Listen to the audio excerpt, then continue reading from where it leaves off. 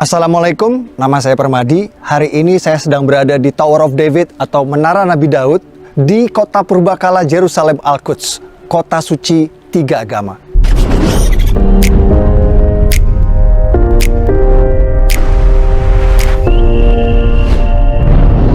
Kenapa urusan Israel Palestina ini gak kelar-kelar, gak damai-damai? Saya di sini mau cross-check langsung di TKP dengan harapan yang nonton video ini bisa memahami apa yang sebenarnya terjadi di sini.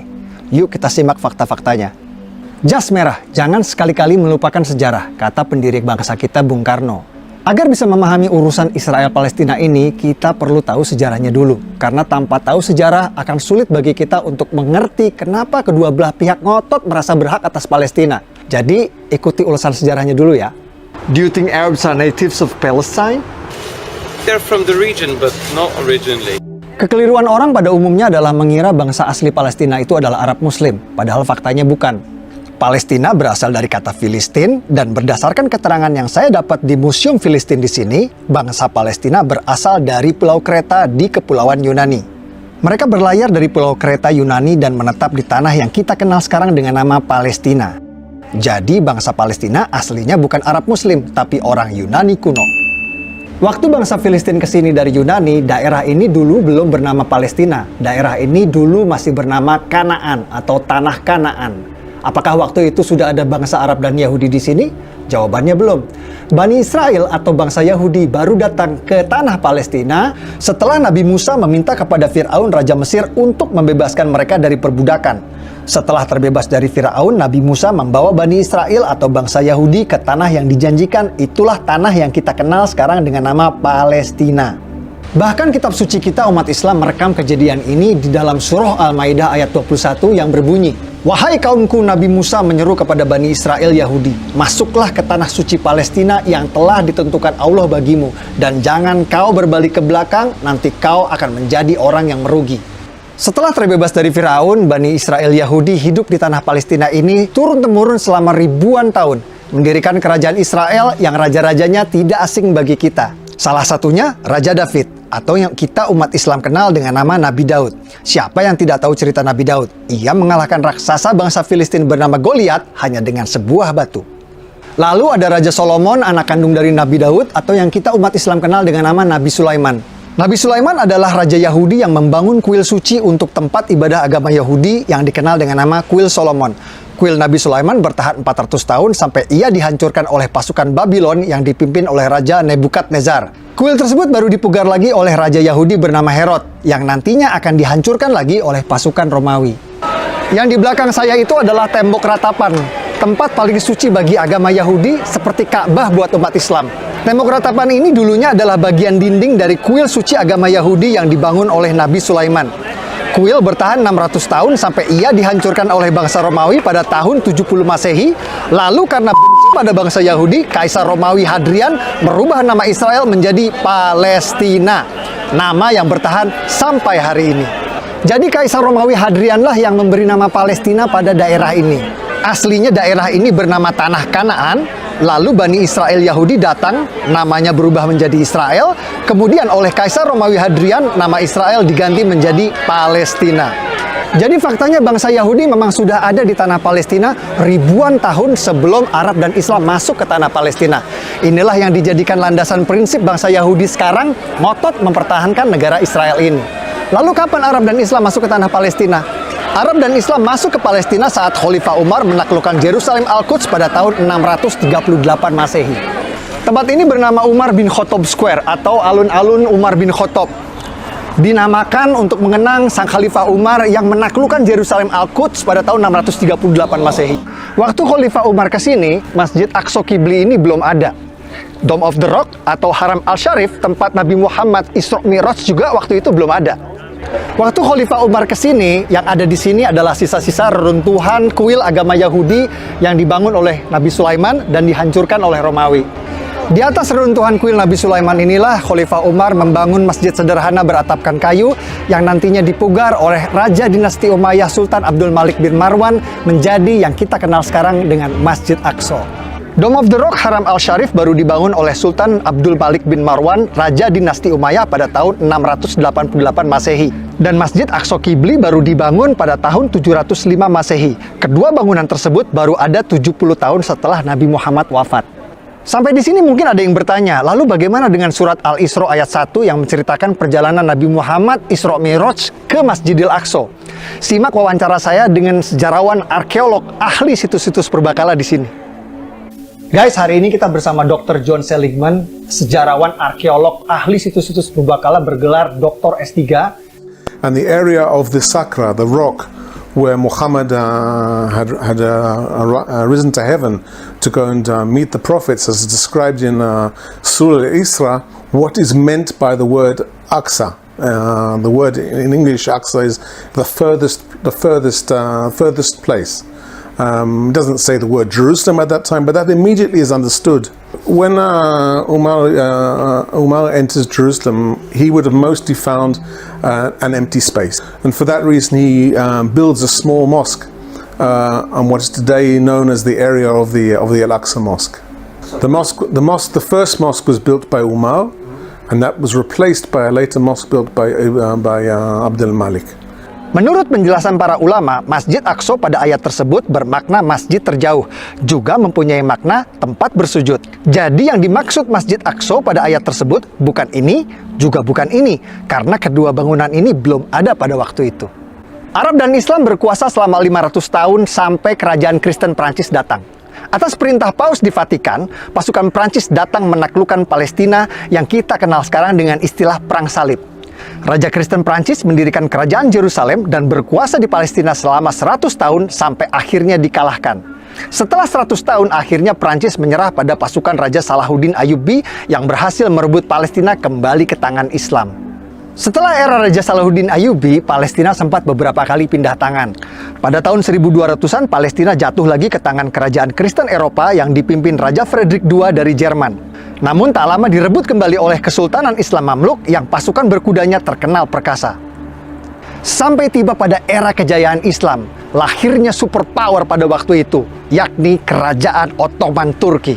Ottoman Turki menguasai Palestina selama 400 tahun, namun Ottoman Turki tidak punya visi seperti kerajaan Kristen Eropa untuk membangun Palestina. Ambisi Sultan Ottoman justru memperluas kekuasaannya ke Eropa. Ottoman fokus menaklukkan kerajaan-kerajaan Eropa dan Palestina menjadi sebuah provinsi yang terlupakan. Setelah 400 tahun terlupakan, Palestina lagi-lagi akan menjadi ajang perebutan berdarah yang akan berlangsung sampai hari ini. Semua berawal saat Perang Dunia Pertama terjadi.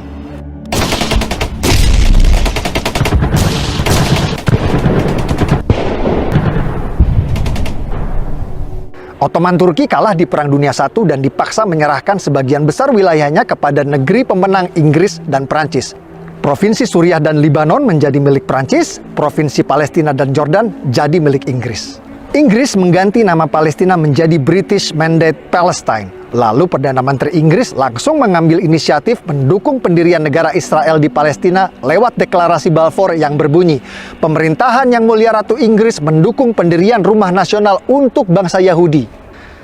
Tidak pakai lama, Inggris langsung memfasilitasi migrasi besar-besaran Yahudi dari Eropa, bahkan memberikan proteksi keamanan bagi mereka di sana, walhasil populasi Yahudi di tanah Palestina pun meningkat pesat.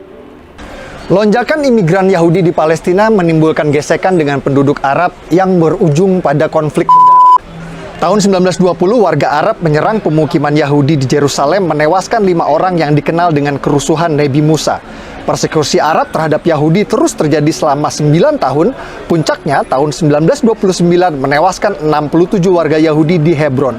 Ini headline koran Prancis yang memberitakan situasi pada waktu itu. Inilah cikal bakal konflik berdarah yang akan berlangsung 100 tahun sampai hari ini. Pada tahun 1947, Perserikatan Bangsa-Bangsa PBB menerbitkan resolusi pendirian 2 negara di Palestina, negara Yahudi dan negara Arab. Warga Yahudi langsung menerima tawaran ini dan mendirikan negara Republik Israel. Tapi negara-negara Arab tetangga menolak pendirian 2 negara ini dan langsung memerangi Israel. Hasilnya, tepi barat dikuasai oleh Yordania dan Gaza dikuasai oleh Mesir. Jadi yang menggagalkan berdirinya negara Palestina itu bukan Israel, tapi Yordania yang menjajah tepi barat dan Mesir yang menjajah Gaza. Bahkan selama bertahun-tahun, Yordania dan Mesir menolak mengakui kedaulatan Palestina di tepi barat dan Gaza dan menganggap dua daerah tersebut menjadi bagian dari negara mereka. Ini fakta. Jadi Palestina negara pertama yang mengakui kemerdekaan Indonesia itu hoax ya guys. Karena waktu Indonesia merdeka belum ada negara Palestina. Negara yang pertama kali mengakui kemerdekaan Indonesia adalah Mesir. Ini foto Haji Agus Salim di Mesir menandatangani pengakuan kedaulatan Indonesia. Negara-negara Arab terus menolak pendirian negara Palestina inisiatif dari PBB. Dan pada tahun 1967 kembali menyerang Israel di Perang 6 Hari yang dimenangkan oleh Israel. Kekalahan ini malah membuat tepi barat dan Gaza kini dikuasai penuh oleh Israel. Bahkan saat Yasser Arafat, pemimpin gerakan pembebasan Palestina PLO, sepakat perjanjian damai Oslo yang akan mendirikan negara Palestina berdampingan dengan Israel ditolak oleh partai oposisi Hamas yang membuat pendirian negara Palestina kembali gagal. Dulu PBB menawarkan pendirian negara Palestina ditolak, malah dibalas dengan perang. Lalu Amerika menawarkan pendirian negara Palestina kembali ditolak, malah dibalas dengan serangkaian yang dikenal dengan nama Intifada. Pada Juni 2001, bom di tempat hiburan di Tel Aviv menewaskan 21 anak remaja. Lalu Agustus 2001, bom di restoran di Yerusalem tewaskan 15 warga. Desember 2001, serangan bom tewaskan lagi 13 warga. Dan puncaknya pada Maret 2001, sebuah bom tewaskan 30 warga yang sedang rayakan Hari Raya. Rangkaian serangan ini memaksa Israel membangun pagar tembok tinggi sebagai satu-satunya cara untuk mencegah teror bom. Dan rakyat Palestina yang tadinya bebas ke Israel untuk bekerja sekarang tidak bisa lagi. Jadi yang paling menderita dari teror intifada ini adalah rakyat Palestina sendiri. Sepertinya perdamaian memang sulit tercapai di sini karena setiap ada upaya menuju perdamaian selalu ada pihak-pihak yang berusaha untuk menggagalkannya. Tahun 2007 saat Presiden Palestina Mahmud Abbas sepakat dengan solusi dua negara, oposisi Hamas malah sengaja menembakkan roket-roket ke Israel sebagai tanda mereka menolak solusi damai tersebut.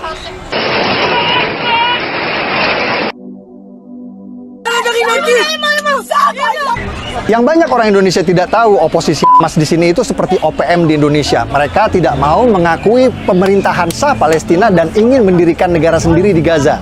Serangan-serangan roket Hamas ke Israel menyebabkan Gaza diblokade dan rakyat Gaza menderita. Simak apa kata warga Gaza soal Hamas.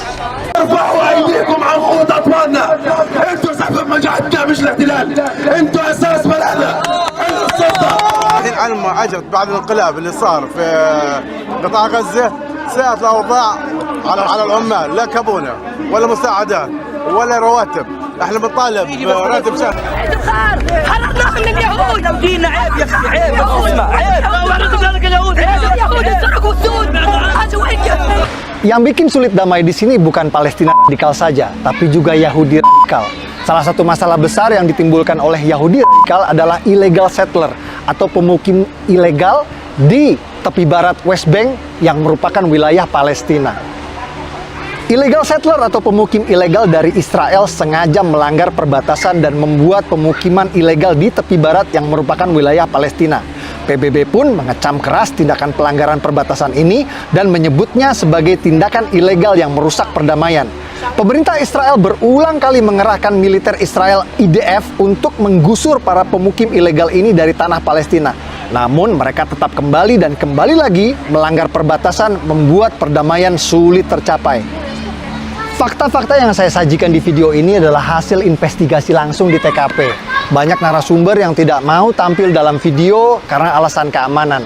Saya berharap video ini bisa memberikan penjelasan, membantu menjelaskan bahwa apa yang terjadi di sini bukan seperti yang kita dengar selama ini. Yang katanya Yahudi menindas umat Islam Palestina lah. Gimana bisa menindas umat Islam sedangkan di militer Israel IDF aja ada 4.000 tentara Arab Muslim. Ini tentara Israel namanya Muhammad, difoto sehabis ngaji Al-Quran. Ini juga tentara Israel namanya Yahya Muhammad. Dia seorang Muslim dan bangga menjadi tentara Israel. Dan ini namanya Muhammad Kabiyah yang berhasil saya wawancara. Simak petikan wawancaranya. Seorang Arab Muslim yang menjadi tentara militer Israel. Assalamualaikum. Waalaikumsalam. Muhammad Kabiyah.